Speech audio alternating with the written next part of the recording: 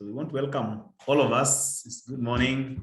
And as we just supposed to just wait, I'm sure the rest of the members will be joining us in a few. So we'll give them a few minutes as they come.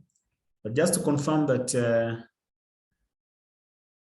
our video and virtual visibility is okay. You can hear me from your side. Can we confirm someone? Good morning. Good morning. Yes, Good we morning. can hear you. Yeah, you can hear me well? Yes. Okay then. So thank you very much. It's good to see all of us. And so we will just wait a few minutes and then we shall be up and going. So I can see members are joining. So let's. Confirming, yeah, if Rita received our presentation this morning. Yes, I did. Thank you.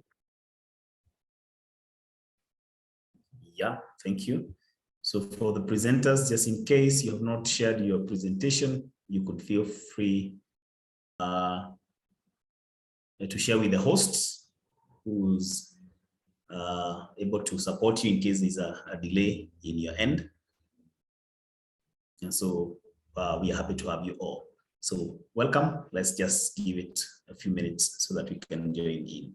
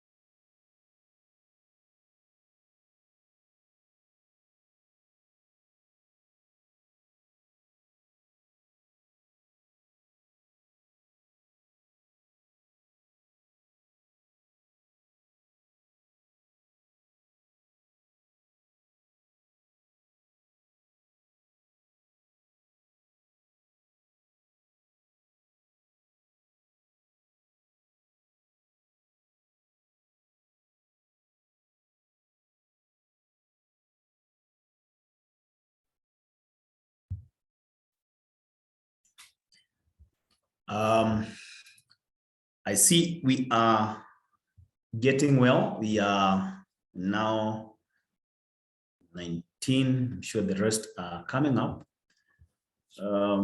Maybe Rita, you want to see whether we can start, or what do you think? Yes, we can start. We can start, right? Yes. Okay, all right, okay. Yeah, that's okay. So that we can also take care of the interest of time and also be able to walk within the times that we have agreed on. I'm very certain that we are able to walk together. So I'm going to request that we just agree on the way forward in the next few minutes in how we are going to work on and how we are going to work together. And I want to take this opportunity to welcome us. Like you can see on our screens, what an exciting time that we are likely to have and you're going to have as we walk through this journey together and having a beautiful conversation this morning. The topic, as seen on your screen, is driving systemic change and how transformative social innovations are shaping the future. Kindly allow me to request a volunteer, maybe to pray for us, and then we begin from there. Anyone who can volunteer for a prayer? Let us pray. Our dear Heavenly Father, we come before you today. We thank you so much for this privilege and energy that you've given unto us today as we gather. We pray that you may enable us to learn from each other, that you may enable us to grow and collaborate as we go on. In Jesus' name we pray. Amen. Amen, amen, amen. Thank you very much for the prayer. And right into it, we want to just request that we flow into the discussion. Let's enjoy this moment. Let us learn from what is in front of us. I would wish to ask that as we start off this discussion, that we keep unto what would be the expectations of the seminar. And of course, the first thing that we would expect is that we are going to have a conversation where we engage each other in the discussion related to our topic of the day. Maybe just for the sake of our ground rules and maybe housekeeping, maybe we will be requesting that we remain muted. And unless we are talking, so that we can have audibility and visibility for us all. When we are speaking, it is good, if possible, you keep your camera on, but if you are not speaking or you're not talking, let's have our cameras off to avoid a lot of interruptions on screen to the event that accidentally you speak and your image is popping out. Of course, the other thing is that we request that we keep our chat flow coming through questioning through the chat. After every presentation, we shall have also an opportunity to come and just respond to a few questions. And so let's keep the questions coming, and our presenters are more than willing to keep this conversation going. I'm sure by the time we are done with this conversation, we'll be able to agree that indeed it was a worth attending a conversation. Like you may know that this all is well prepared through AACOSE, and we are looking at the very important aspects that will be described. And I don't want to preempt anything. Remember, this is a discussion we are having in preparation of our upcoming conference, which is highly rated. And the conversation that will be happening on 10th to 11th May of 2023, and on transformative social innovation.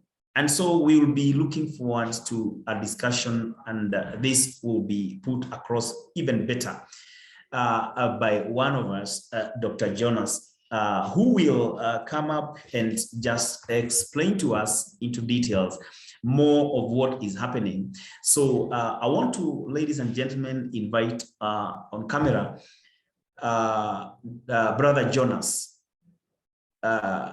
or if Vincent could also be there, both of them. We have an introductory remark to what is happening, and so we shall give them some 10 or so minutes to just take us through. Brother Jonas, good morning and most welcome. Good to see you. How are you doing? You can bring greetings and some remarks from your side. Hi, I'm doing well. I'm doing well. Thank you. Thank you, Kitonga. Okay. Can you hear me? Yes, can hear you very well. Thank you, brother. Okay. Good morning to everyone, and welcome to this pre-AACOSE conference webinar, which I have to say that we have been organizing AACOSE for some years now. This is the first time we are having a pre-conference webinar ahead of AACOSE. So this is a very interesting initiative for us. Okay.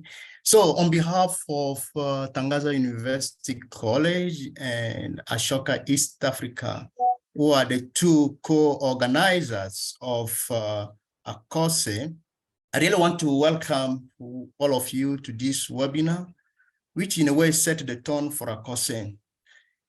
AACOSE is the annual African Conference or Africa Conference on Social Entrepreneurship, which is a convening that provides opportunity for social entrepreneurs to share their story, their impact stories, learn from each other, generate new knowledge, or create new solutions to bring about social transformation on this continent. So we believe that the transformation of this continent is possible, and also is possible through the work of the social transformers, social entrepreneurs.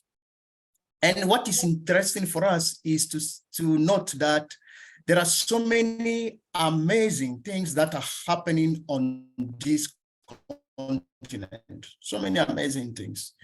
And there are people who are passionate of solving the African challenges, and they are doing it with a lot of success.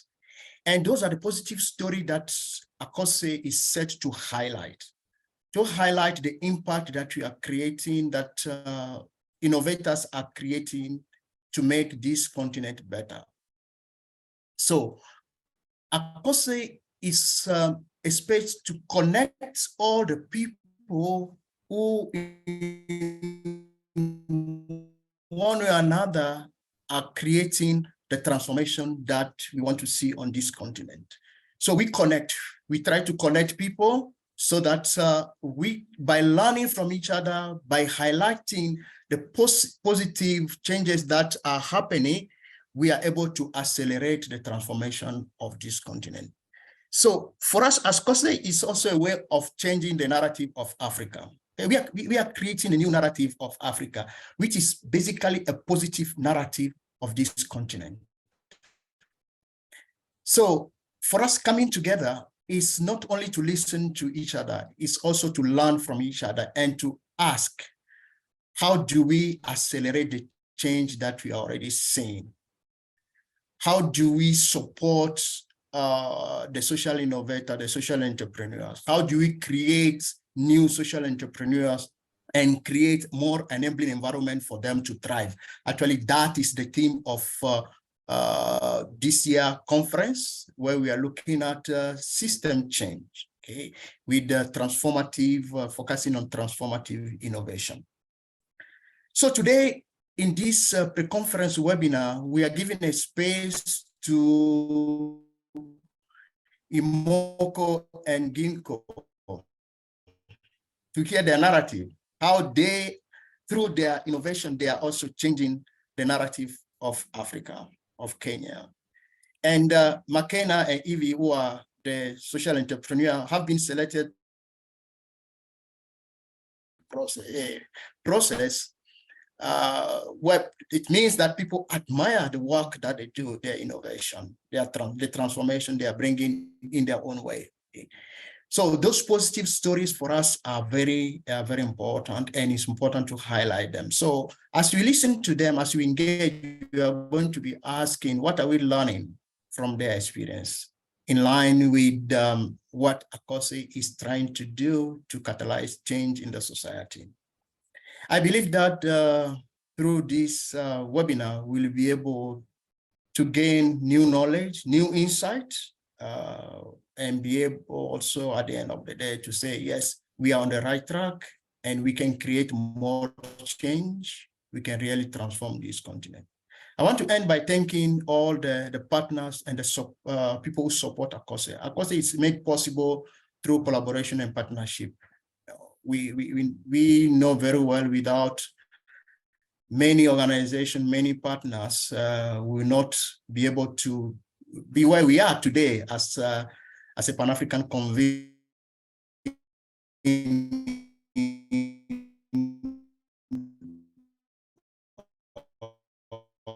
of social entrepreneurs.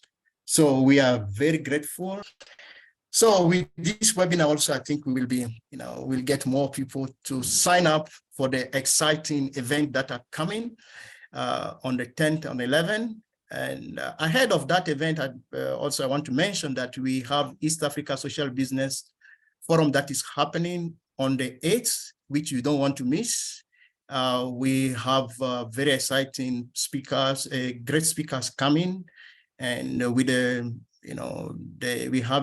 we are hosting Professor Mohamed Yunus, the founder of the Grameen Bank, a great global social entrepreneur who has kind of changed, transformed the banking system and created a movement, global movement that we are part of. So I hope that you will book your calendar. That week is going to be tens of great event, the 8th, the 10th, and 11th. So I welcome you once again to this conversation, and we hope that we are going to have a great moment of learning. Thank you, and back to you, Kitonga. Thank you very much, Brother Jonas, for bringing that out very clearly. And we are glad that you have actually put it very well. And I believe all of us, our antennas are up now. As you have heard, this is a curtain raiser. It's a curtain raiser to what is going to happen, the big thing that is happening. And so just like Brother Jonas has put it very well, we are looking at all this in the lenses of driving systemic change in a critical aspect of social entrepreneurship. We are looking at those solutions and trying to bring a conversation of transformative social innovation. And so as we look at this, we're looking at the social challenges and aiming at creating sustainable and lasting positive impact. We cannot overemphasize what Brother Jonas has talked about. And he has alluded to very important partners that we are having. And so, ladies and gentlemen, the first person whom we shall give some few minutes to come and bring to us their story will be the inspiration stories from the Inkomoko, Kenya. So Makena Mworia, who is the managing director, is here with us to bring to us the story that involves the 36 million persons in Africa and who have forcibly been displaced from their homes due to conflict, violence, and natural disasters. She will be looking at the climate change, and although Africa hosts about a third of the world's refugees and internally displaced persons, little global attention and few resources are devoted to the refugees' resilience in Africa. As you may know, the refugees and IDPs face unfair policies and social stigmas that disproportionately exclude them from economic opportunities. So, ladies and gentlemen, with over 10 years of experience, Inkomoko provides business advisory, direct financing, market linkages, and also advocacy services to help refugees to local entrepreneurs, improving their families' economic standing. They talk about creating jobs and even provide crucial goods to their communities. And that's just a sneak preview of Inkomoko. So who is better placed than Makena Mworia, whom we now bring on stage to extend this conversation and just tell us from where she sits, the driving systemic change and how in transformative social innovation are shaping the future. Ladies and gentlemen, let's listen in to Makena. Makena, good morning, and you're welcome to listen, and then the rest of us will take on paper and pen, and we shall chat our questions, and we shall provide some few minutes for question and answer. Please welcome. Thank you very much, Samuel and Brother Jonas, for really opening this exciting session. First of all, I'd like to appreciate AACOSE for giving Inkomoko the audience and everyone also who voted for us in terms of, us being here to share our story. We really appreciate, and we're happy to share the story, walk the journey with other partners. So very excited. Thank you, Samuel. You gave a great introduction to Inkomoko. So you've taken part of my presentation, but I think I'll go forward in terms of what I'd like to share. So if you can go to the next slide, I'd like to really share firstly about our vision as Inkomoko. And Inkomoko, as mentioned by Samuel, our vision, we have a great vision, a Vision 2030 over the next few years. We would like to continue providing direct advisory and finance services to our clients.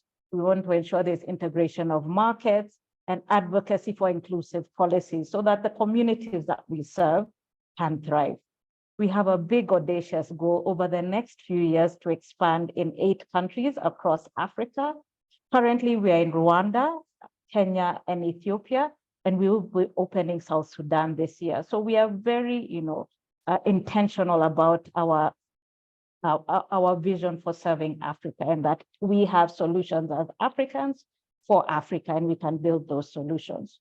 We hope also during this period that we will be able to serve over 550,000 small and micro businesses across the continent. We also hope to provide them with affordable financing through either concessional financing and investments, over at least 115,000 investments over this period. We hope that through these interventions that we are doing, that will create over 800,000 jobs and hopefully impact 7.6 million Africans across the regions we serve. So we have big goals, and we can not do that alone. We work with our partners, with our teams, and just to ensure that we're able to really serve Africans as we go forward. And then I can go on, I think, to the next slide, where we talk about our journey. If we can go to the next slide, I'd like to share our last 10-year journey as Inkomoko. As Samuel mentioned, there are over 36 million persons in Africa who are displaced, who are forcibly displaced. This is still growing with the current conflicts and new conflicts that you're seeing in the region. And they're displaced because of conflict, as mentioned, because of natural disaster. Climate change is such a big issue, and there are very few resources that are really being, there's a bigger need, but there's less resource. And as Africans and as Inkomoko, we are seeing how can we contribute to the alleviation of this, challenge. And we feel over the last 10 years across the countries I had mentioned, that by providing our business development services, our training, our investments, where our teams work with entrepreneurs at different levels, whether they're refugee entrepreneurs, whether they're local host, community entrepreneurs, that we can, through our services of training, which is business development training with various modules, and then also affordable finance, then we can improve each of the community's economic standing. We're able for them to create jobs due to the support that we give them, and that we're able to also create thriving communities where they have access to goods and services, and that they're able to thrive. So we are hoping this is our journey, and we want to continue it through our training and investment that will improve lives, that will increase revenues for the entrepreneurs that we serve, that they will expand to other markets, even though they're very limited at this time, that they will create jobs, that they will, we can advocate more with the government, with partners to see how best to create an enabling environment. And this hopefully will address, the economic activities and changing the perception of who actually a social entrepreneur is. It is wider than we think, and that's our story as Inkomoko. I think most people would be, are so interested to hear that refugees are very agile, very resilient entrepreneurs. And we are keeping on telling that story by also investing in them. And hopefully over time that this will build a more inclusive and resilient market under, especially ecosystem players playing in this social entrepreneur space. So that is our journey. And I'd like to move on to the next slide where we talk about our track record over the last 10 years. We've had ups and downs, but I'd really like to share our impacts. That this year, last month, we had served over 50,000 entrepreneurs across the markets that we are serving. Of those, 56% are women and 62% are refugees. And the youth hat is there. We are still very intentional about supporting young entrepreneurs. This year, we're also expanding to idea stage and startup entrepreneurs, which means it's a younger demographic that we are hoping to build more track record around. We're also across 17 program sites in those 3 countries I mentioned, in Kenya, Rwanda, and Ethiopia.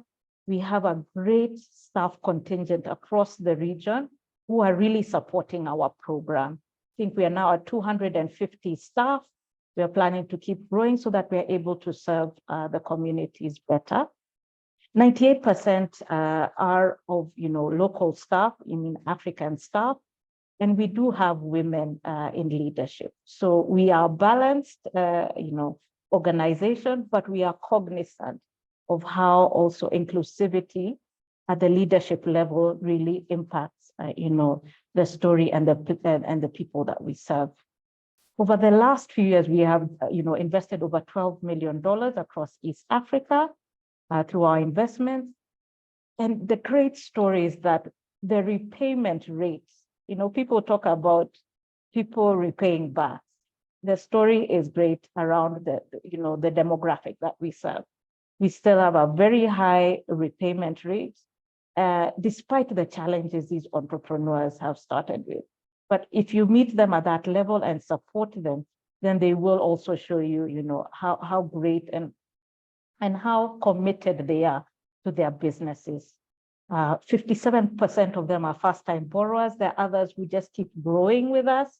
And we hope also with that growth, we're able to build pipeline into the formal financial institutional, framework.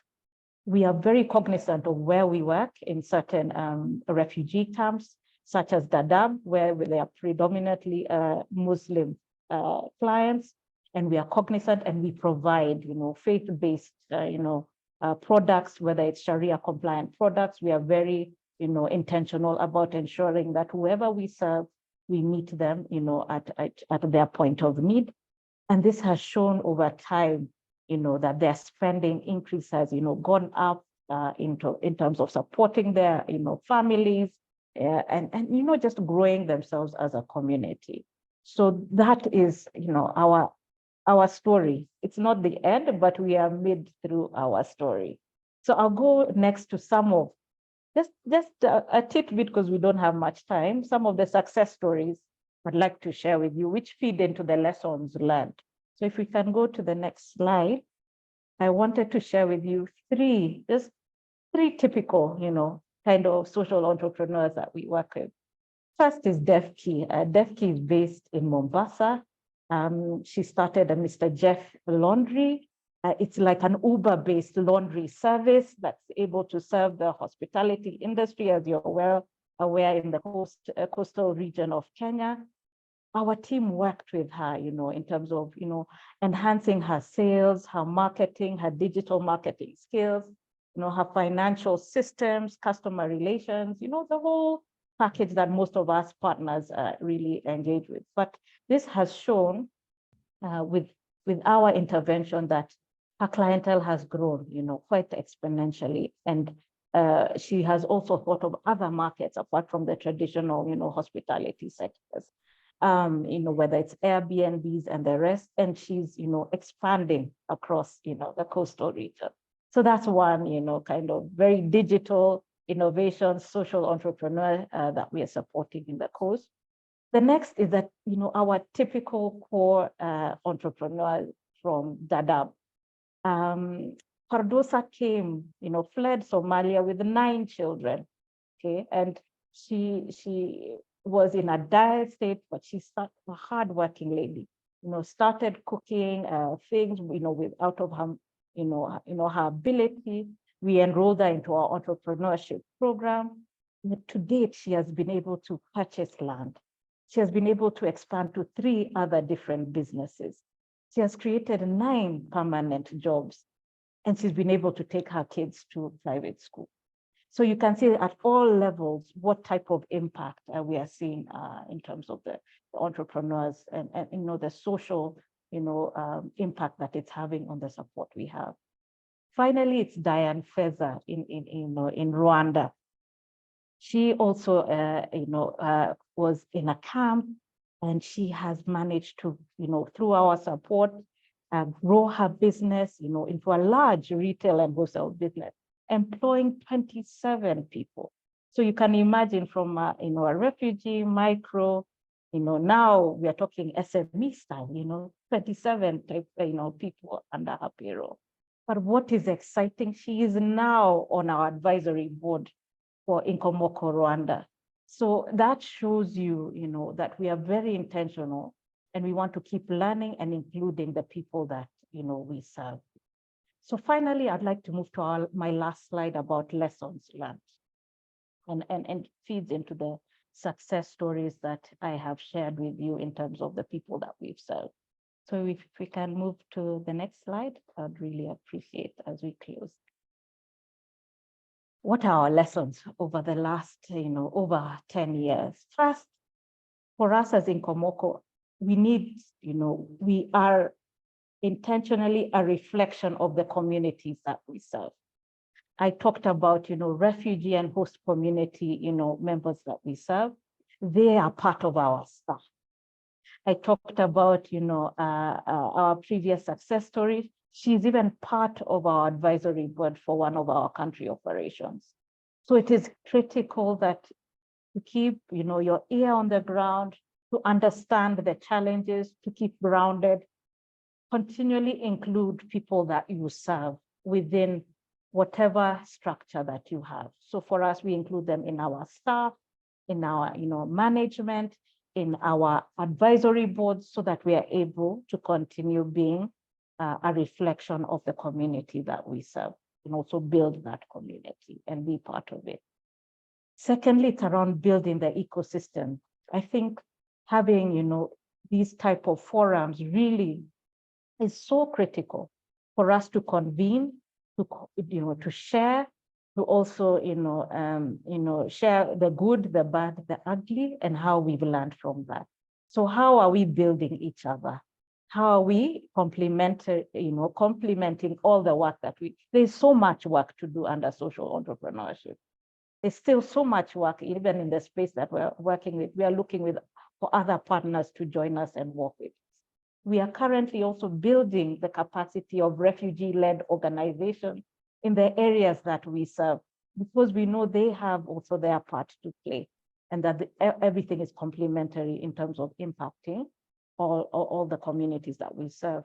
It's also critical stakeholders, involve government, whether at national, regional, county, community level.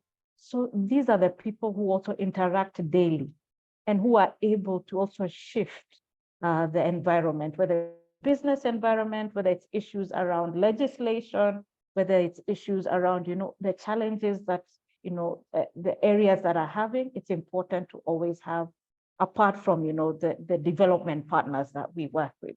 So it's critical to also just convene and partner and work and advocate, with also public sector, because they have a lot of influence in terms of what is going forward. And then finally, this is something that we are learning. How do we improve our evaluation? Are we really impacting? Is our contribution, ensuring that there is, triple impact, at all levels, household level, income level, all those. How do you evaluate your impact? We are still, evaluating. We know we contribute and other people contribute, but how do we all, evaluate and constantly review, the work that we are doing?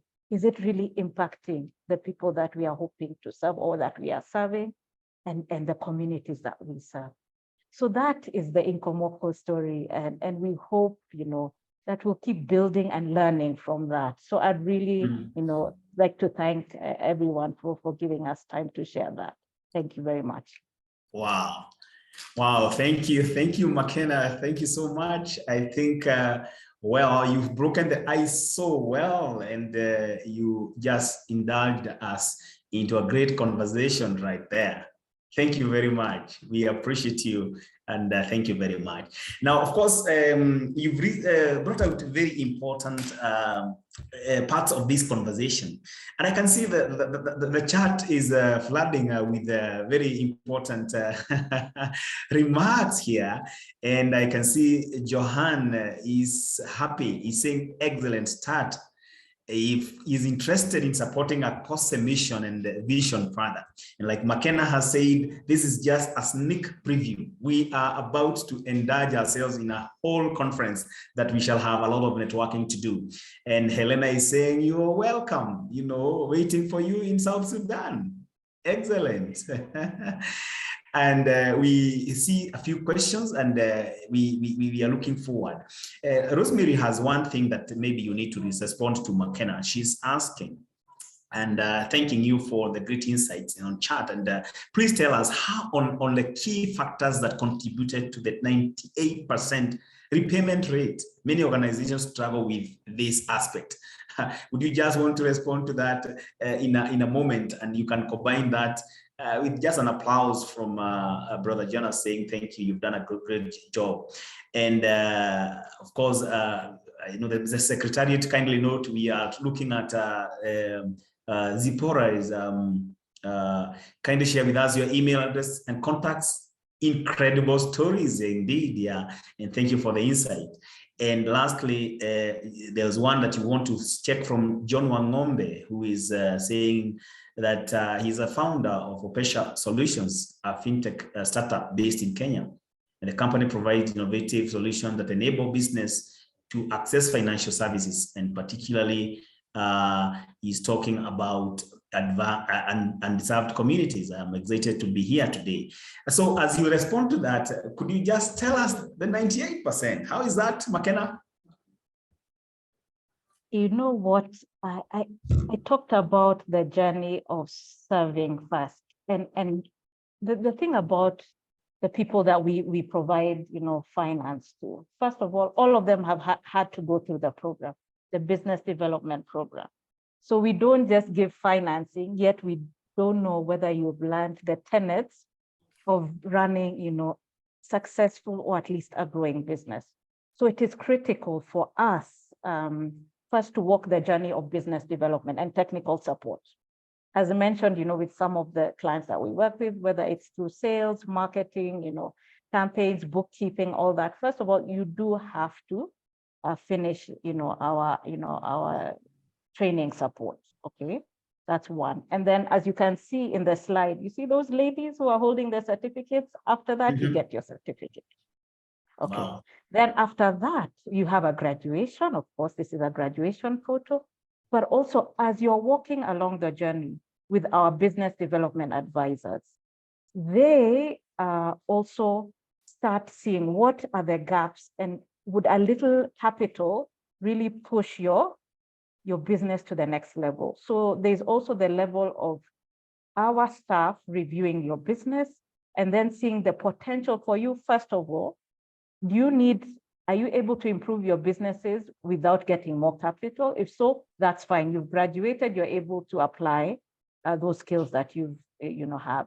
But if you do need some capital to grow your business, then our investment team now comes in, reviews your business and the support that you've had with our business development side, and see your ability to absorb that capital. Are you able to repay back? Yeah. And then we start also small, you know, you start and then you build, you can come back again and build. So it's not all our clients who we serve get affordable finance. It's those who have completed the training, who, if are given a little capital, can transform their business, and who, if their business can absorb the capital and be able to service that. What the advantage is also we give, through our partnerships and our funders, we are able, through our investment fund, to give concessional rates, which is much better than what you would call the financial, formal institutions where rates are above 10%. That's one. Also, we are able to build track record. As you understand, many formal financial institutions prefer a track record. We are hoping to bridge that gap. And we are hoping that we're able, over time, say Samuel has worked with Inkomoko, they've serviced this loan under us, they've grown the business from A to B, people from A to B, then they're able also to move on to, bigger capital requirements. So it's not all, but it's the ones who actually, it will catalyze their business and their ability to absorb that capital and service it. But we do give better terms so that we just give them that lifting, that step up, to the next level, very, in terms of helping them reach their potential. So I hope that answers. I'll share in the chat, right? Yeah, I'll share in the chat the email contacts. I have my colleague Marie Claire who will put our email contacts in the chat. Please feel free to reach out to us. Find out whether you're in your area. We are happy to, have a chat with you. So I really appreciate also the questions. Thank you. Thank you. Thank you, Makena. Thank you very much. Every moment you speak, the conversation is coming up. So much inquiry. I will donate a few seconds just for the last one, but then we will get back to the chat later on, Makena. But then, what would you advise? What would be that one advice? I am just asking for one because we shall have a whole day or two with you to have this conversation. But what is that one thing that should encourage us much and more to come for this conversation? Maybe one thing, an advice to the many of us who are entrepreneurs to bring this conversation transformation. We have our own solutions. Africans, we have our solutions for our challenges. So let's convene more, as Africans, as social entrepreneurs. Let's share. And honestly, we can also support, with our resources, even the little that we have or the much that we have. We have our solutions, and let's support and build each other, because we all have a space and we all, have that space to support. Wow, thank you very much, Makena. Now I want you to spot on the chat. You shall see some conversation, and in the interest of time, because this is a conversation that has to continue, I have seen those chats and those questions. We'll indulge them as we move along, but so that we can build up this conversation further, I want to hear from another lens of a story. You're talking about inspirational stories here this morning. And, Gingko Africa has a co-founder in the name of Akii. When you hear Akii, you want to think young. So Ivy is a young African social entrepreneur. And she's a co-founder of this institute, as I mentioned, and the company focuses on achieving the empowerment of African adolescents, girls, to thrive in dignity and well-being. Now, I wish not to do the same thing I did for Makena, talking about her too much, but of course, it has to come out. And so in this conversation, I want to bring on board Ivy. And Ivy, it's nice to see you. And you want to bring to us this conversation again. And as you may know, we are looking at all this, like Brother Jonas had talked about, and he alluded to the story that we are talking about, driving system change. Ivy, good morning. Could you please for questions? Thank you so much, Samuel. Thank you for this opportunity. It is great to be able to convene as social entrepreneurs, to be able to share together, learn from each other, and inspire each other, right? And also thank you for everyone who voted for us, and to give us this opportunity to be able to share, inspire, and take action in our communities. Yes, so today I'm going to be sharing about Gingko Africa. I think many of us might be asking ourselves, what does the name Gingko stand for? Gingko is a tree by nature, and it is one of the trees that survived Hiroshima and Nagasaki war. So it's a symbol of resilience, it's a symbol of hope, It's a symbol of, yeah, we can do it despite the challenges that we undergo. Yeah, and this is one of the things that we tend to share a lot in, yeah, with the people that we work with. So I think I'll be sharing my screen on my side, right, Samuel? Yeah, yes, sorry, I was noted. Yeah. Okay, great. So I'll just share my screen.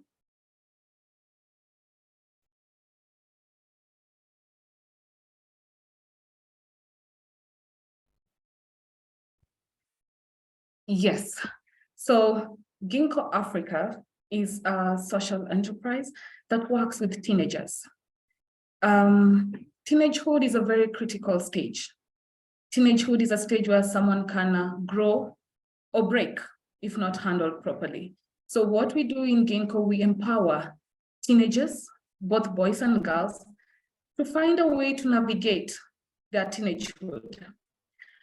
And one of the key areas that we deal with is teen pregnancies, because in our community, it is a stigma, yeah? And we cannot neglect the fact that we have a lot of teenagers who are pregnant. One of the things that Gingko is doing is to empower teen mothers to develop at personal, social, and entrepreneurial levels, so that while engaging the community in mitigating the effects of teen pregnancy in Kenya.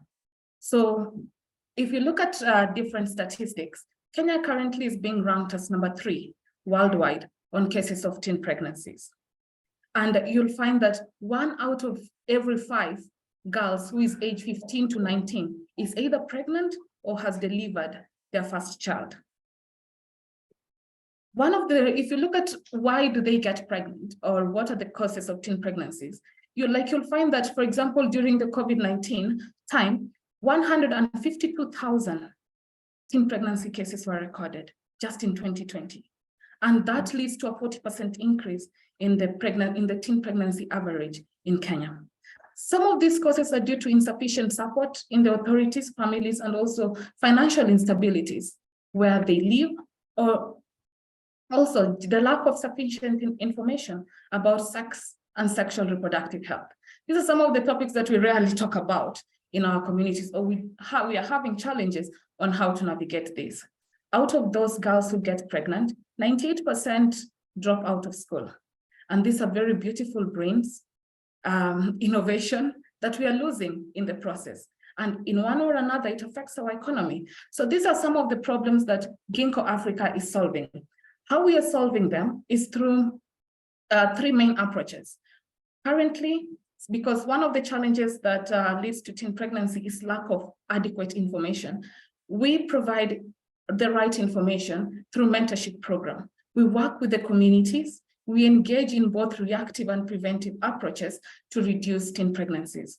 Besides that, we also work with teen pregnant girls to build their self-awareness, yeah, to create a safe space, to rebuild their life despite the hiccup caused.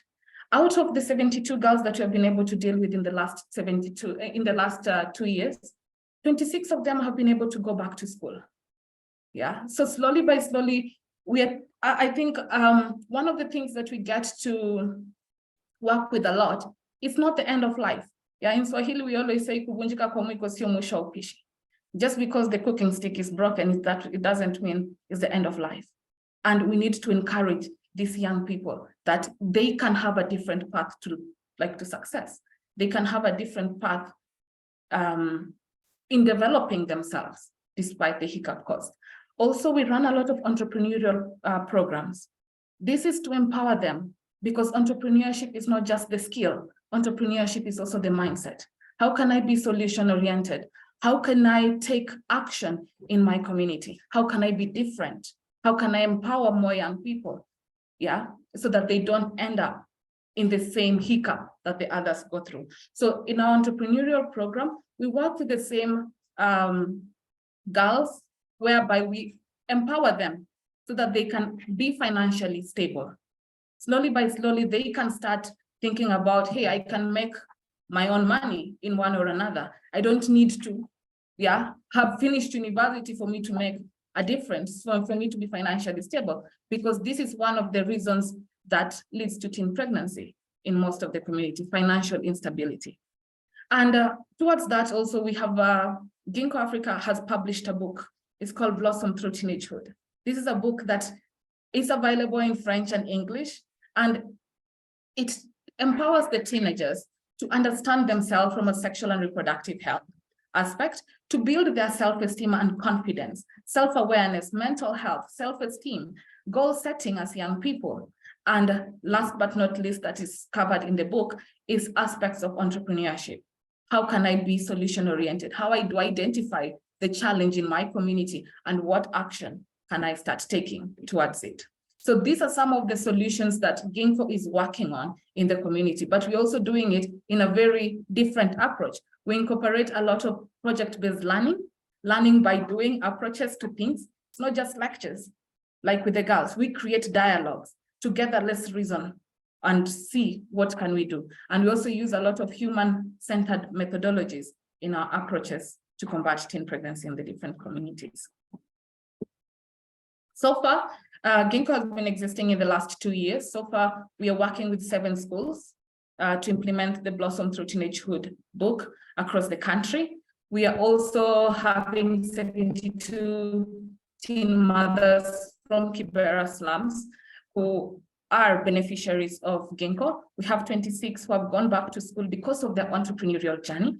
And we also have 5 mentorship initiatives across different slums in Nairobi. We have published 2 editions, like 2 books, one in French and one in English. The English one is already in its 2nd edition. Through prototyping, through constant feedback, we get to upgrade and improve the content in the book. We also have 8 collaborations, because for us, it takes a whole community to raise a child. Yeah, we need to involve the society. We need to make them take leadership in combating teen pregnancies.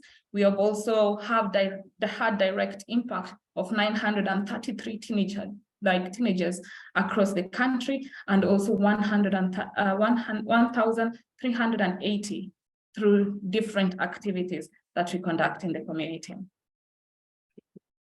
Where Gingko is heading right now, we want to upscale the programs because of need.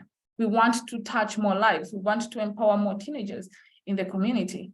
And another thing is to make the Blossom Through Teenagehood available. It's already available in Amazon, where someone can always reach and find it despite the location. And we hope to reach 10,000 teenagers, or combat 10,000 teen pregnancy cases by 2024, next year. So this is where we are heading. And it takes a whole set of innovation. It takes a whole of adaptability, agile practices for us to reach there. In Gingko, we don't work alone. We work as a team. We embrace diversity, we embrace inclusion. And if we want to combat teen pregnancy, it is best to involve the teenagers themselves, to take the lead in that. So we work with the teenagers themselves in being people-centered, in embracing purpose-driven approaches and being transformative. And as we conclude, I'd just like you to hear from them, like directly, how Gingko has impacted some of them.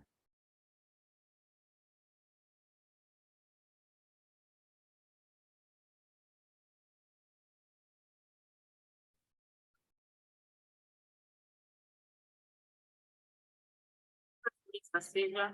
Gingko to me is family, and Gingko also gave me space to interact with my friends and my family and my fellow members.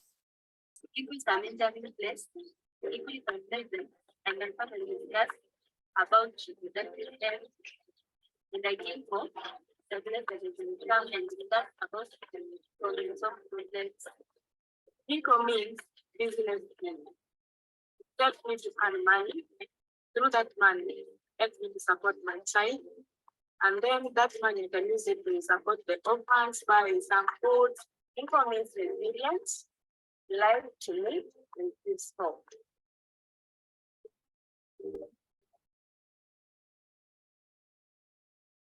So this is what Gingko means to many more teenagers out there. And our impact is to reach 10,000 more like this, because teenagehood is very critical. And we need to have confidence in navigating teenagehood processes. So as I stop talking for now, I'd leave you the reflection. What is the best memory that you had in your teenagehood? And how different would it have been if you were more knowledgeable? Because we believe when you know better, you tend to make better decisions, in life. Thank you. Wow, wow, wow. Ivy. Thank you so much. Thank you for that wonderful story and conversation. Indeed, it is what we are looking at transformation in its own natural way. And even that influence to the teenagers is such an incredible story. I'm just looking up for the story and what people are actually saying here. And indeed, the conversation can only continue. And I know maybe people have been silent. I don't mind allowing one or two to ask a question directly. Even as Ivy, I ask this question. Now, looking at all this that you've said, which is a great conversation, how can we ensure that the benefits of social entrepreneurship are distributed fairly? The word here is fairly and equitably, maybe across different groups and communities, even as we look at the teams. How would you respond to that? And maybe as you respond to that, let me check whether there's anybody putting up their hand to a question, because we have some 5 or so minutes to just react. But as you prepare for that, there's appreciation right on the chat. I can see Dr. Jeketule saying you are doing a great and wonderful work. Deborah is talking about great work, inspiration story, beautiful, and everybody happy. And wow, from Rugoro saying for the young girls, this is great, and for now and the future of women. Somebody happy for that, and great. Ivy, congrats to what you have achieved. Again, so inspiring stories. Jackie is saying thank you. Mudoni Kanga is actually asking, Gingko is resolving a deeply felt need. We wish for you to scale and replicate faster and needs. I know this is just a sneak preview. I can see an invitation here even to South Sudan. Wow, Ivy, what do you have to say? And I know we shall have more of you coming soon. Ivy? Ivy, can you hear me?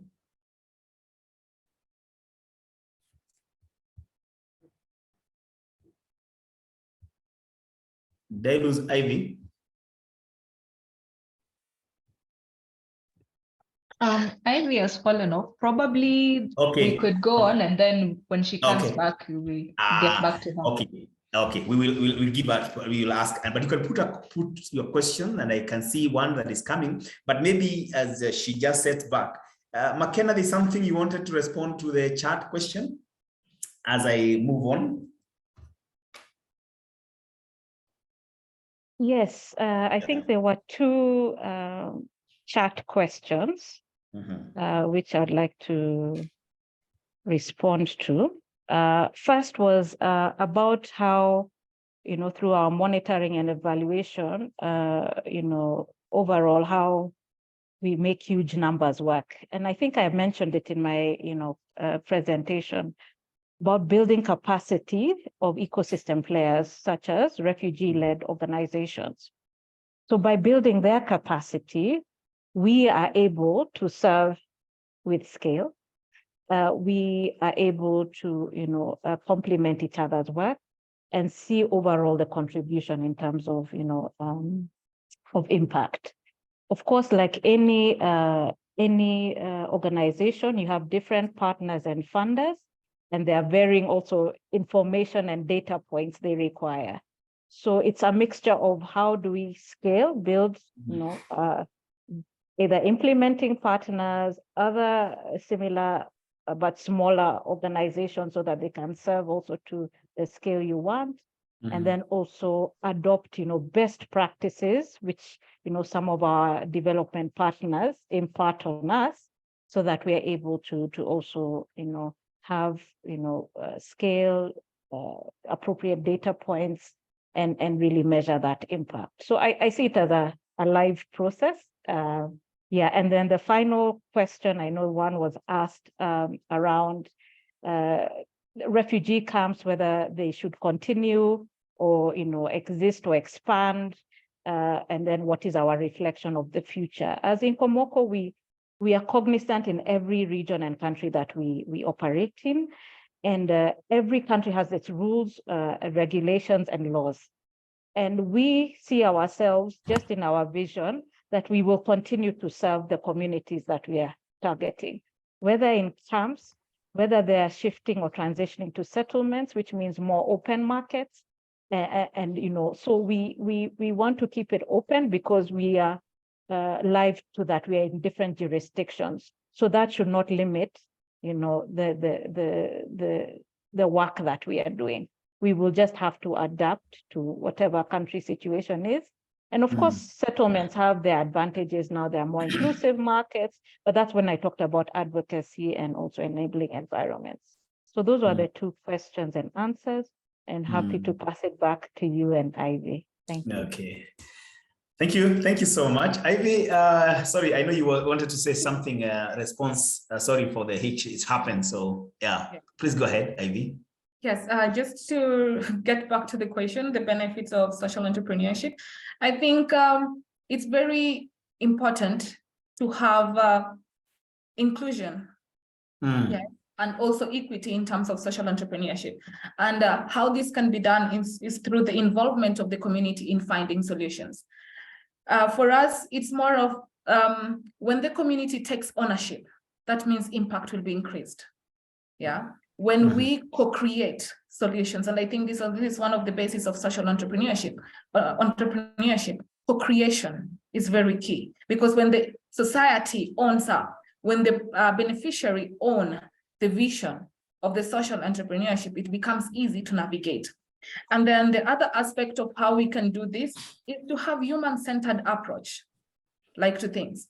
We have different methods and different ways to incorporate this human-centered approach. Involving people, we have aspects such as design thinking approaches that can help have this human-centered side, like to things, so that when we are designing solutions, we are designing solutions that work, not designing solutions that are fixed on people. And I believe social entrepreneurship also comes from passion. Yeah, that is the first thing, and backed up by data. How can we ignite, yeah, this passion, like in people, to have a sense of that vision or mission that is being approached? And also the aspect of, for us to have sustained impact or sustained social enterprises, it's very important for the stakeholders to champion it. Yeah, and that is one of the things that we have in Gingko. I always say, I will know Gingko works when the teen mothers or the teenagers do not need Gingko anymore, because that means the impact will have rooted in. Yeah. So I think these are some of the ways that we can look in terms of social entrepreneurship. Wow, thank you so much, and I really appreciated Ivy for that incredible conversation. One of the things I've quickly noted, you talked about entrepreneurship not just being a skill, but a mindset. And that ties up very well with what we are all trying to talk about. And maybe to scale up this, even as I go back to the question, I know my team is also looking behind the scene for the question and answer that will continue. But let's also now scale up a little and also listen in to some more success story. Now, CISP wants to bring to us through Anthony Jenga. Anthony Jenga, as I bring him here to escalate the same thoughts that have been given by Makena and Ivy, is a development professional for over 12 years and progressive professional experience in humanitarian and development sectors, specializing in climate change, adaptation, disaster risk, and reduction. over the years, the areas of resilience building, community empowerment, nutrition, sensitive programming, development of value chain in the management. And as part of CISP,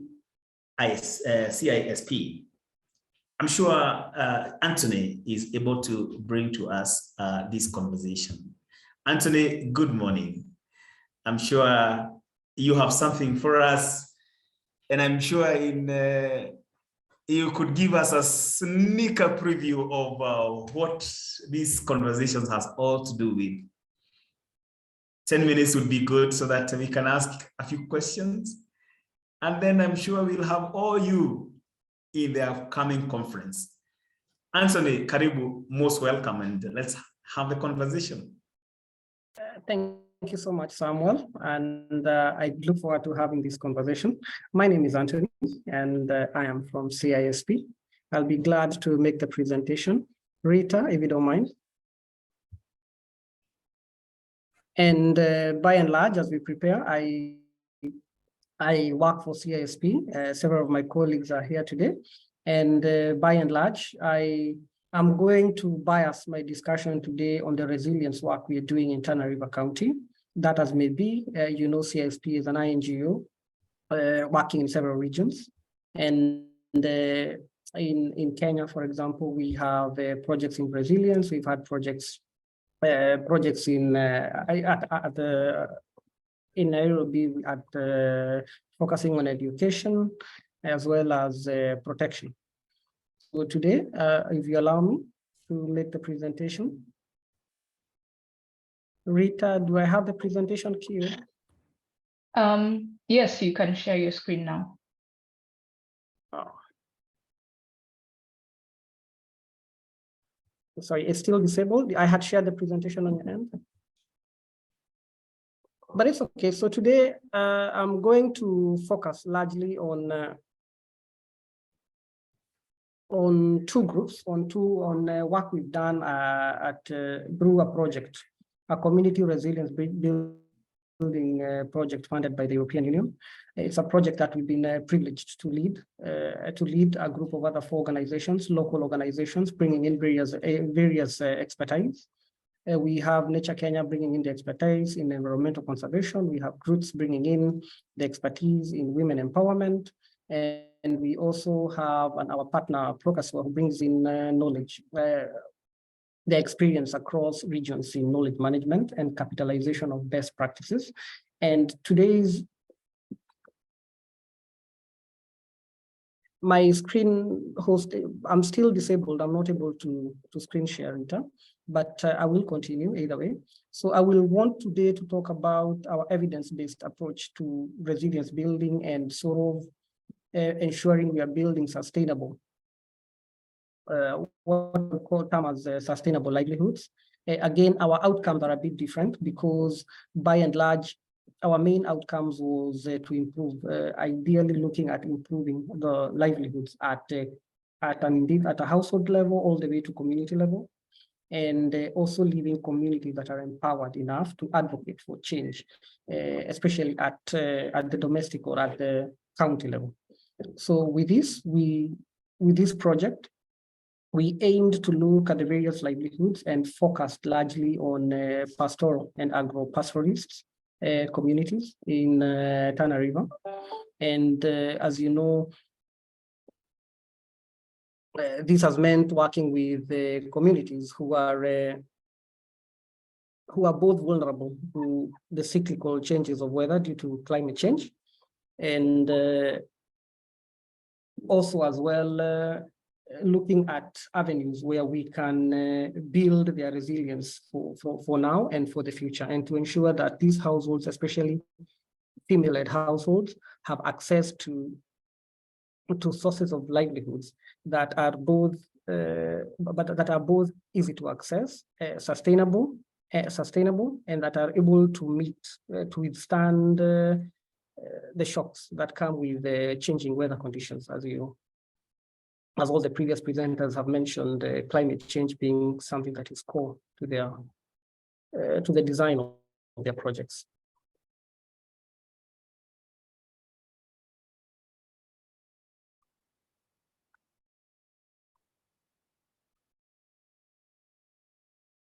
So thank you. I hope my presentation can be seen. Yes, okay. Yes, yes, we can see it clearly. Thank you so much for the opportunity. Yes.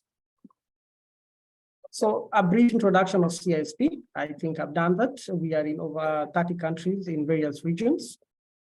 And we've been working in Kenya since 1991 with projects across all those counties mentioned below. And we are quite diverse in terms of our the sectors of implementation.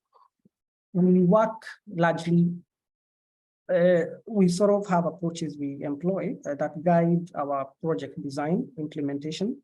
And ideally, we focus on partnerships, especially largely with institutions such as government, private sector players, depending on the project we're implementing. And we also look at layered interventions that do not only aim to build capacity at the household level, but aim to cascade that to the community and societal level.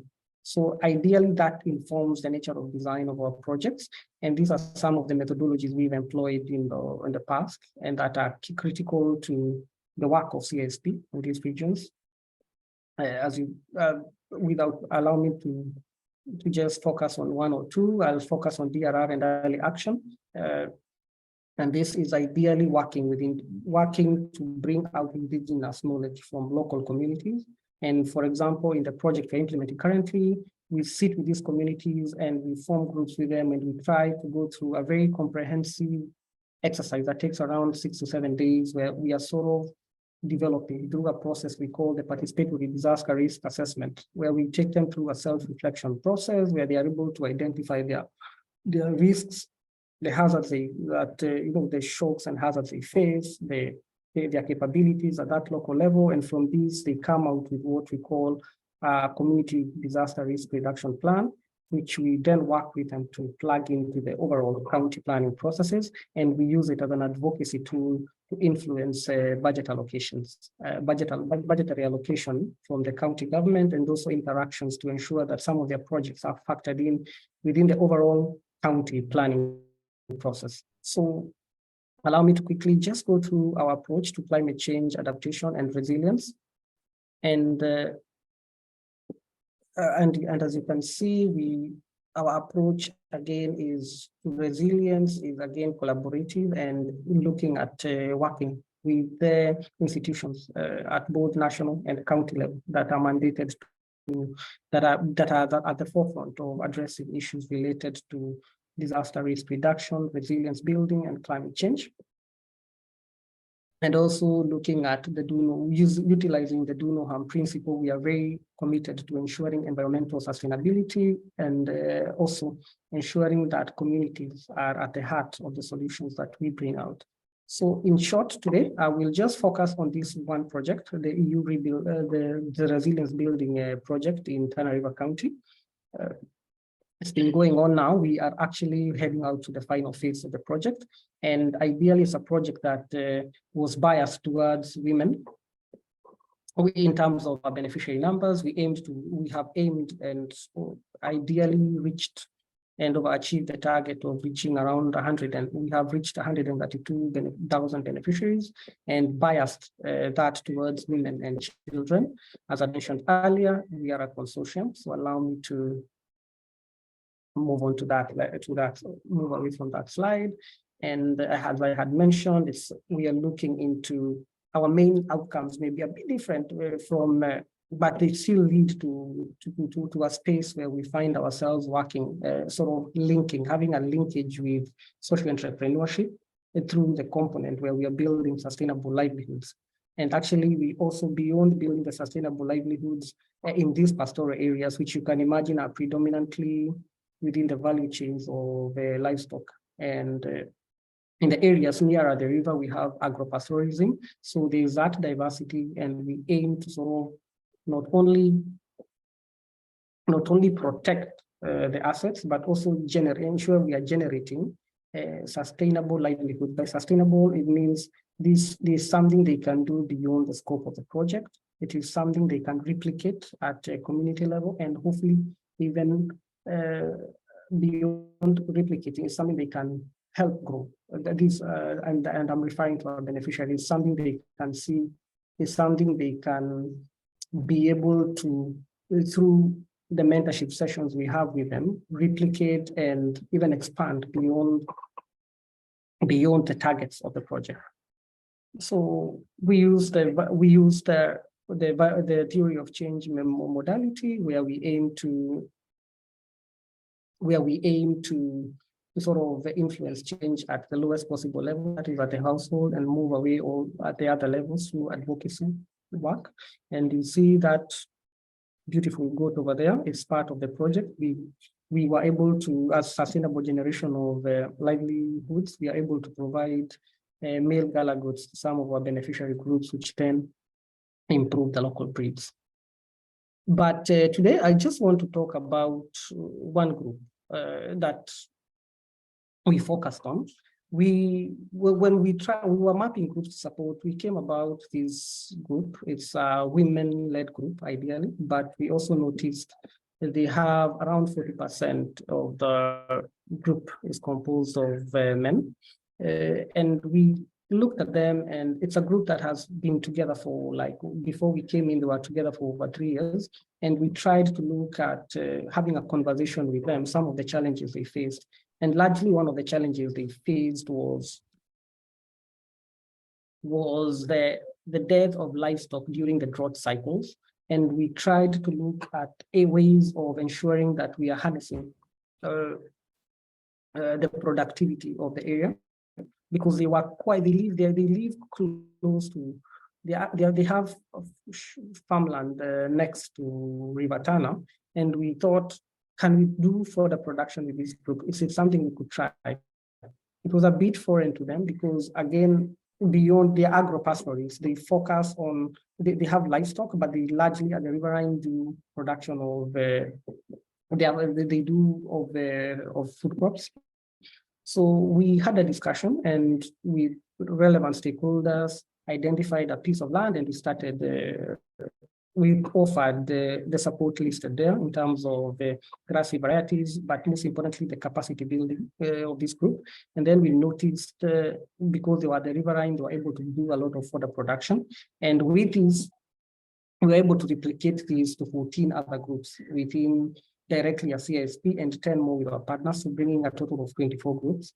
And we were able to enhance further production with working with these groups. We were able to get a hay band for them. And most importantly is now they are able, especially the women, we also incorporate an element of financial literacy training, where we also, but we do not provide any form of capital or financing to them beyond the equipment and support listed there, the grassy variety, the capacity building, and we leave them to then, once we do the training on the financial literacy training and the village saving loans associations, for them to contribute based on the revenue they make from for the production. Because again, once they do for the most inspiring, they did for the production. And what we did, we phased our support. So we would say, okay, let's start with farming fodder. Let's see how you guys do it. So once you're able to farm, then as an incentive, we are going to provide a fodder farm. I mean, a hay barn where you can store your fodder, because again, storage of fodder is a critical component of that value chain. And just to go back, all of this was preempted by a market and value chain study we did for this area with support from variable consultants. And I'm sure my colleague will be able, Emma will be able to share a link to that, as well as a short video introducing the actual project on the chat box. And also, I think it will be, if not on the chat box, it will be played during the main physical session. So by and large, what we've seen is a lot of success with this group. You can see some of the members there. The women have been able to influence their husbands and to even join them in the farm. And most importantly, you can see all this farmland. This was established through the project, and largely by the effort of these people, which is most inspiring. You know, they did farming. Once we saw the grass is reaching to some level, we were able to support with the hay barn. You can see they've been able to harvest. Again, one of the critical high costs of this is fodder production. Anyway, moving very quickly because of time, this is seeds they've been able to bulk. And you can see this group has been able, in some sessions, they've been able to market their hay and bulk seeds. We also do honey production. I'll talk about that in just a second. So ideally, that's what we've done with this group, and we are seeing growth in the revenues they're generating, and they've even been able to acquire an additional piece of land. Most importantly, is that they are able to do this at an individual level, which we are trying to encourage largely. As I close, I'll just introduce another group we've been working with. This is the Tana Delta Conservation Network. It's a group that has been in existence in the Delta for a while now. It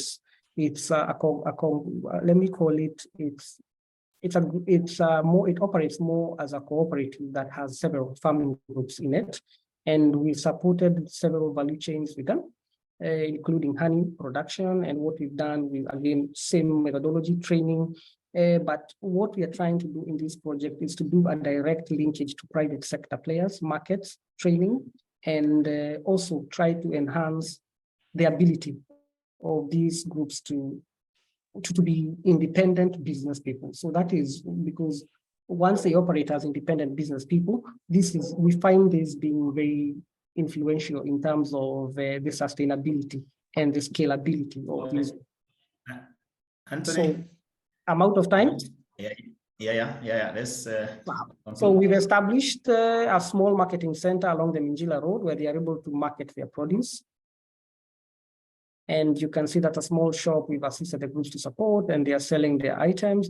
And they are also big on chili processing. And we've linked these groups both at an individual level with Equita Marketing, where they are able to, we support the chili production, and then they are able to take this to market. So the market, the private investor buys this from the at farm level, and this is a direct exporter of chili who is based in Malindi. It's a company that does chili value addition and importation and sales.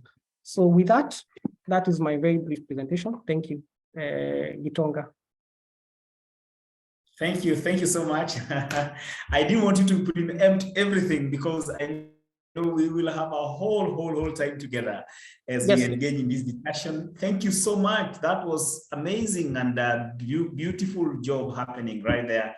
Anthony, thank you very much with your team. We appreciate the great work that you're doing. Kindly members, let's keep on the chat. If there's any question in any area of collaboration, connection that you want, the details are coming through to the chat, and Anthony is gracious to do that. And in the interest of time, so that we can combine this, Thomas from Faulu is here. Thomas, good morning. I'm sure you're also burning to say 1 or 2, 3 things. Let's have yourself, or I know time is far much spent, then let's have your conversation. And from what we have, I'm sure you are able to discuss this. I want to bring to us Thomas to just say something from Faulu. And this is one of our partners, and in this, discussing, the whole question of corporations and, how to bring together the discussion on the whole conversation about funding and, interactions.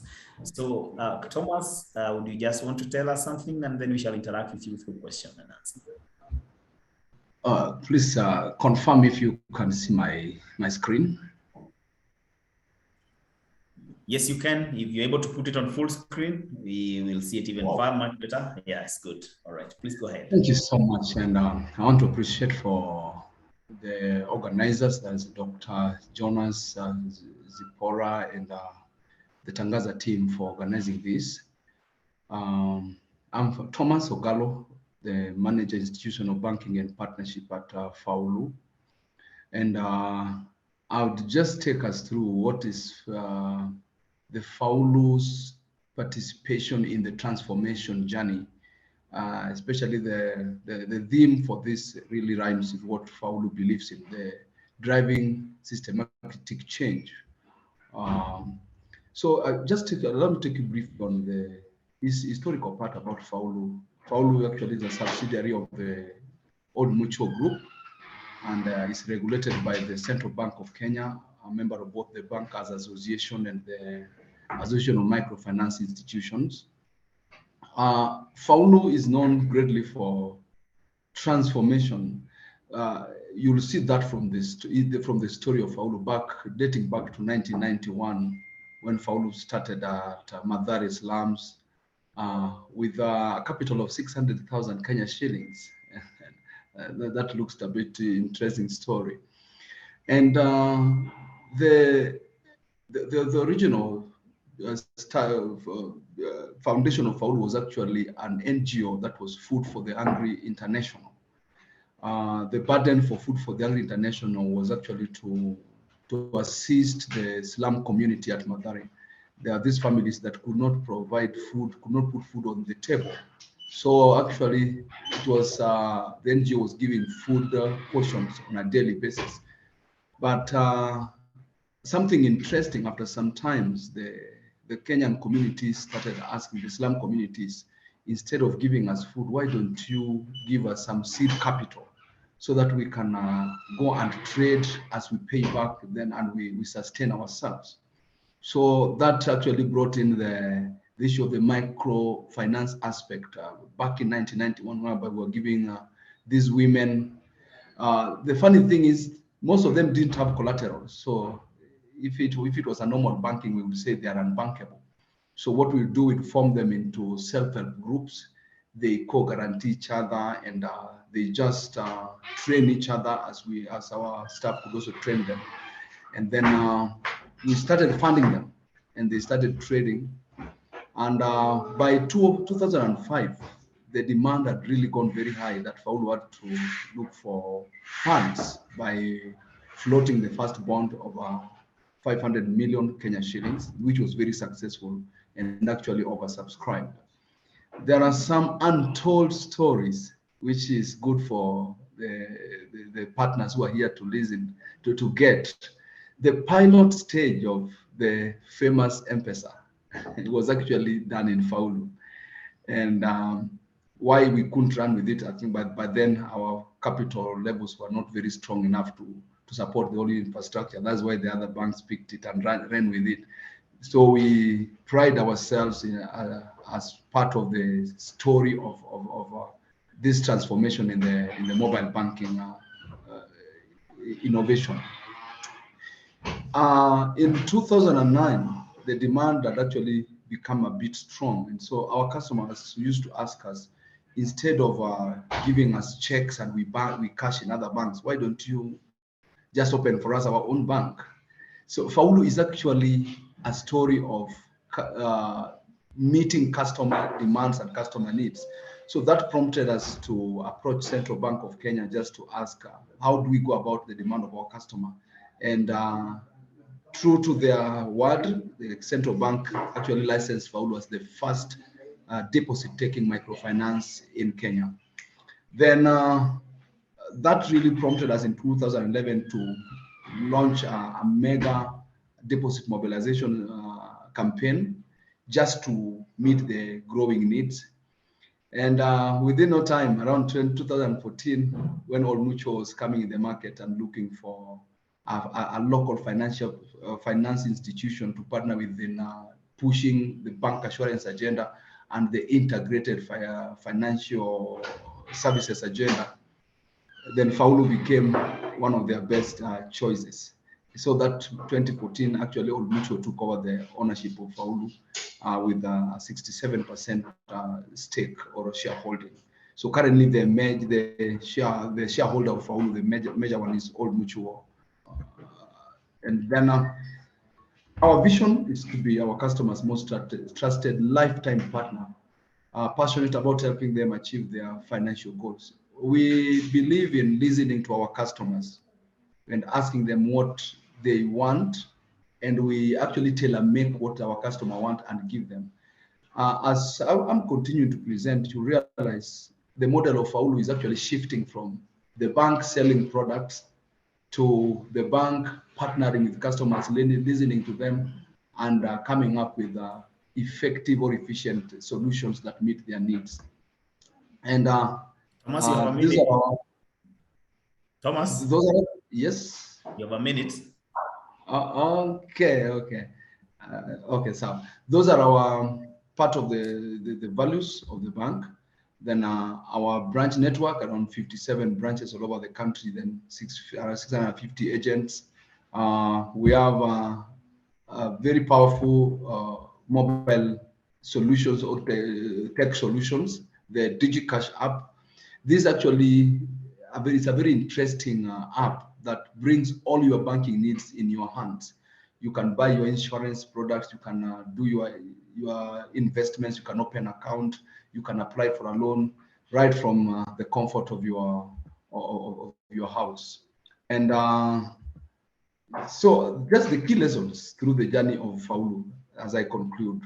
One is the shift from competition mindset to strategic collaboration. And actually that's why we are actually in partnerships with the various tech companies, some of them which could be perceived as even competitors, but we ride on their existing infrastructure to just ensure that our customers have enhanced experience.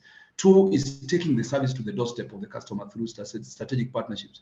One of the things which I know Dr. Jonas was interested to hear is our agribusiness model that we have just launched, the Kilimo Centers, whereby we have partners with the various agrovets. The farmers want to access inputs, they just walk to the agrovet, they don't have to walk to the bank. All the applications for the loans, they will just do at the agrovet, and within a short time, their approvals are done and they pick the inputs and they go and do their farming. Next is empowering and giving back the power to the customer to make fundamental financial decisions. Shortly, please just, and if you don't mind, I'll be adding me like 3 minutes. I'll show you what our foundation, the Old Mutual Foundation, does in just investing in empowering, ensuring that our customers can make decisions on their own rather than the bank making decisions on their behalf. So that brings me to what do we do through our foundation? That's the Old Mutual Foundation. We do a lot in financial well-being. I think we've done one with Tangaza University, the students and even the workers community, just empowering people to make their own financial decisions for tomorrow and today. Then we do a lot in terms of healthcare and the environment. As we talk today, this week we'll be doing a tree planting at Abadeas, just as part of our socio-corporate responsibility. Okay, Thomas, unfortunately, my time is up. Okay. Thank you. Yeah. I'm done. Yeah. So thank you very much. Thank you very much, Thomas. And you know why I'm getting excited is that we are all so geared to do the final part of it. But you know, ladies and gentlemen, this is just but the sneak preview. There is a pre-conference to what we are actually working on, and you know, AACOSE is just another revolution that is happening in the world right now. And you know, Brother Jonas, I'm sure you're burning in a conclusion to to explain and just call to action. And we are being called to action, and I want to invite Brother Jonas to call us to action.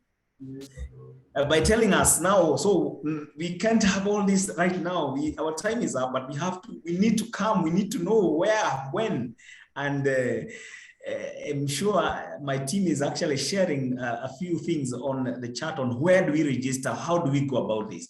Now, Brother Jonas, where do we go after this? Could you just give us some remarks? I'm sure you have a few things you want to say so that we can move on. And then I can see, I think Amoel also guided. Abigail from Ashoka is here and also won't do the conclusion again. Could we have that conversation right now? Where do we go first, my friends? Abigail. Then you can go there. Abigail, are you there? Yes. Abigail, good morning. Good morning to you, Tanga. Thank you for this wonderful. Now you hear what is happening. All great things are happening. So I'll just put the registration link before I close or I give the closing remarks.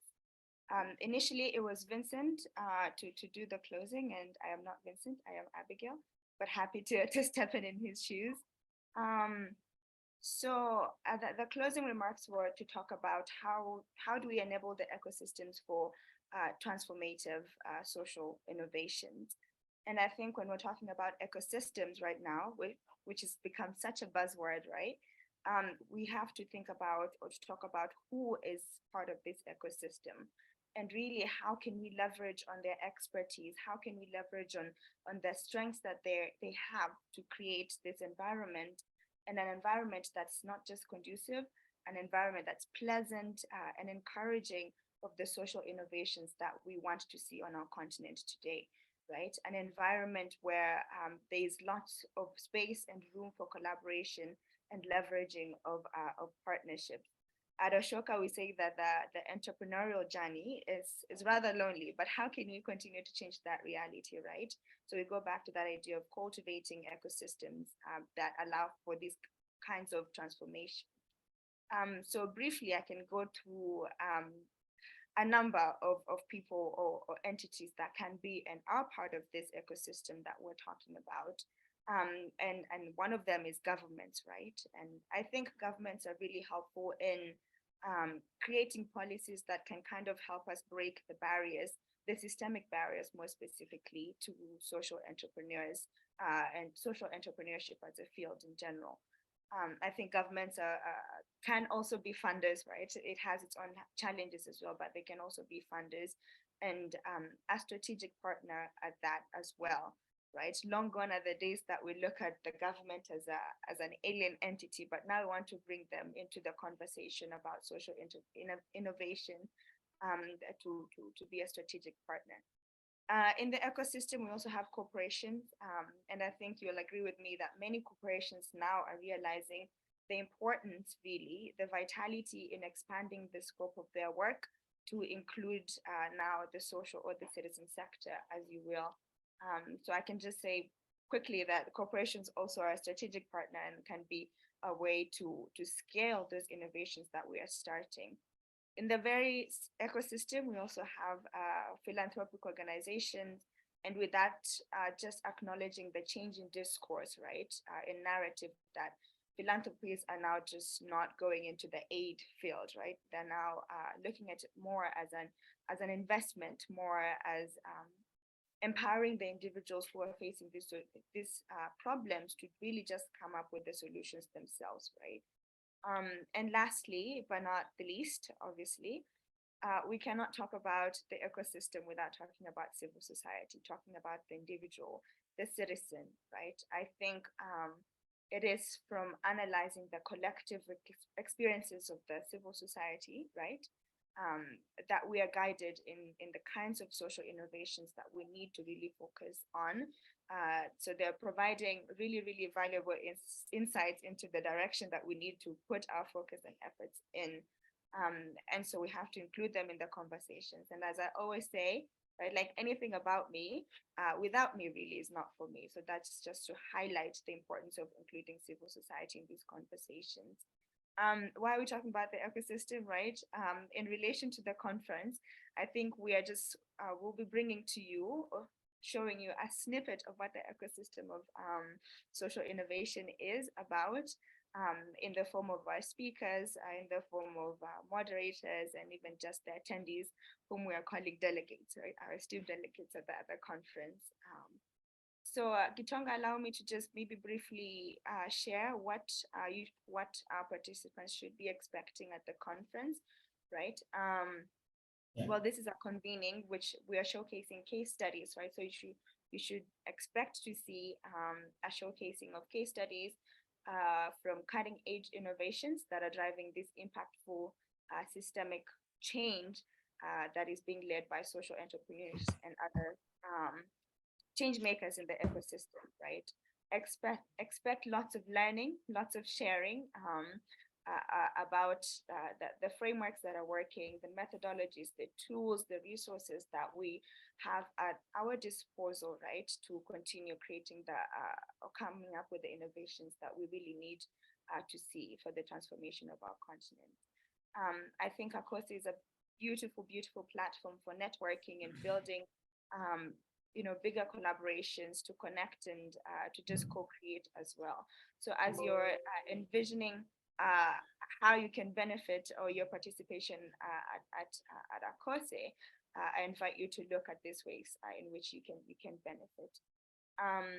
Maybe more specifically, we will be having plenary sessions, we'll be having breakout sessions and exhibition booths. The plenary sessions just will be high-level panel discussions on the emerging issues on the thematic areas that we have identified between Tangaza and Ashoka. The 6 breakout rooms will just be a beautiful way to have more like participation and more conversation from our participants. And then the exhibition booths will be a space to market and spread the leading innovations as well. And I know I said the thematic areas, maybe I can just quickly go through what they are. We have human capital and capacity from a DEI lens, diversity, equity, and inclusion lens. We have funding and financing for climate action. We've got networks and faith-inspired change making. We've got legal policy. We've got market and agriculture as our thematic areas. For DEI, really it's just to examine how institutions and social entrepreneur sector can cultivate more an inclusive environment that will foster diverse perspectives and talents and drive innovation, right? For climate, we're looking to delve more into the funding and financing of it all. So the next one, it's not an identified thematic area, but it's equally an important conversation to have, and that's on well-being and mental health systems. And so just really how do we build a well-being and mental health ecosystem for Africa, right? Because social innovation and social entrepreneurship does take a mental toll on the entrepreneurs. So we'll be delving into that as well. For the legal and policy framework, we'll be looking at the external regulatory barriers and internal compliance issues impacting on social entrepreneurship ecosystem. So we'll look into the strategies for overcoming these barriers, the available support for compliance, etc. So for the faith-inspired change making, it's rather a new field, right? So it'll be thought-provoking, but really how do we support people who are deriving that change making in a faith lens, right? What opportunities do they have and what challenges are they facing? So that the last one, we have the agriculture and food security. How do we enhance market access for agricultural growth and food security? So we're looking at how to improve the market opportunities for our farmers, including increasing access to financing, right, and improving supply chains. I also just want to talk a little bit about the youth track.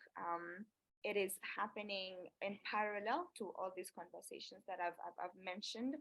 But yes, so we have a dedicated, this is the first time that's happening. This is the 6th edition of AACOSE, but this is the first time that the youth track is part of the program as well. And so it's a way to showcase change making, to build connecting ecosystems for collaboration, and to support really every young person to find their superpower as a change maker. So we'll have a dedicated or more detailed program for what the youth track entails, but I just wanted to highlight that. I know we are chasing time, but in terms of our speakers, I just also want to speak a little bit about that.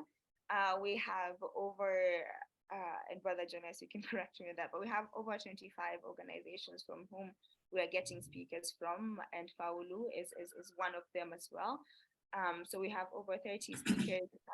So you can just imagine the wealth of knowledge and insights that we'll be getting from them.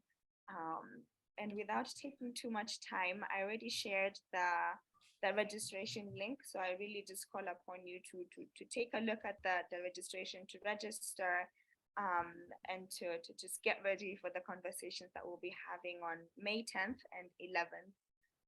So I'll stop there, but also perhaps just say that you can come in at the conference as an exhibitor.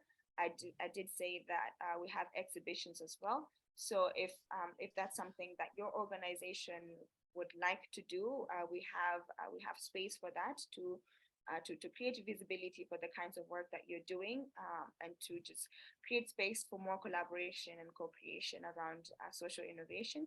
You could also come in as a sponsor, and I think, Rita, we can share the contact information, so we can just chat after this. But as Gitonga said, this is just a snippet. There's a lot more to come, and I just want to thank you for creating the time and being here 15 minutes past our end time. I'm really excited, and thank you again. We appreciate your time. Thank you, Abigail, for the clarion call and the call to action. I think, ladies and gentlemen, you have it, everything on the chart there, the registration. Kind enough that in case you would possibly feel that you would want a discount also, I'm told you can reach out through AACOSE, and Rita is here, all here to support each one of us. We want to thank, or even those that are right now saying they want to support the course, and we are happy to partner. In case you don't have your email, you could drop your email on the chat box. We will reach out, or your contact.